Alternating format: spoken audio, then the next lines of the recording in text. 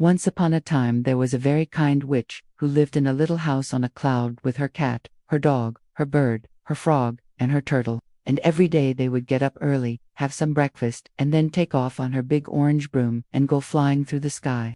It was during one of these flights that the witch spotted something unusual. There was a huge crack in the clouds just over the horizon, and it looked like a gigantic mouth ready to swallow everything in sight. "Ooh, what do you think we should do?" asked the witch's cat. "We could fly away," suggested the bird, "or we could hide behind that cloud." But the dog said, "Why don't we fly right up to that enormous chompy thing and see if we can be of any help?" "Good idea, dog," said the witch. "That's exactly what we'll do."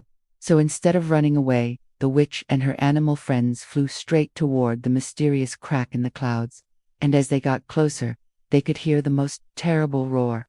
Just before disappearing inside, the witch managed to peek through a jagged opening. "Oh my goodness," she cried, "there's a huge cavern back here filled with all kinds of nasty-looking creatures." And then she vanished from view. The animals waited a moment, but when the roar didn't stop, they started to worry. Then the dog said, "We have to go after the witch. No one's ever been in that cave and come back, so we'd best hurry if we want to see her again." And so the 6 friends flew together into the dark unknown. They soon discovered that the cavern was full of floating islands connected by bridges made of rainbow clouds. On one island they found a baby thunderbird whose parents had been taken away by the storm.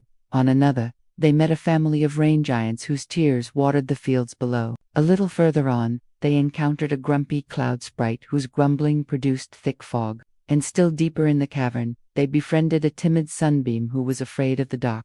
But the friends didn't have time to chat. They were soon under attack by the storm itself, a huge, angry dragon with wings of wind and fire. He roared, "This is my lair. Nothing escapes the fury of my storm." And with that, he blew a gale strong enough to knock them off their broomsticks. Luckily, the witch had a quick-thinking cat. She grabbed onto the dragon's tail and pulled herself aboard. Then she announced, "All right, you silly dragon. It's time to put you back in the story." And with the help of the other animals, they flew through the skyway, dropping the thunderbird, the rain giants, the cloud sprite, and the sunbeam off at their respective islands. Finally, when it was just the witch and her cat left, they reached a clearing where an enormous tree sprouted from a bed of clouds. At its base was a sparkling pool, and beside it stood a magnificent silver broom. As the witch approached, a voice echoed through the clearing. "Only those who have flown the Skylands with kindness in their hearts may claim the power of the silver broom." Then the voice faded away. Of course, the witch had flown with kindness in her heart, so she and her cat climbed aboard the silver broom and soared high above the sky. With a flick of her wrist, she banished the dragon and his storm clouds, returning calm and sunshine to the land below. Then the witch flew back to her house in the clouds, where she and her animal friends were happily reunited with the rest of their team. And from that day forward, not only did they get to ride on a magnificent silver broom, but they also became the Skyland's most heroic team, always ready to help anyone in need. And that, my little pumpkins, is the end of today's tale. Did you like it?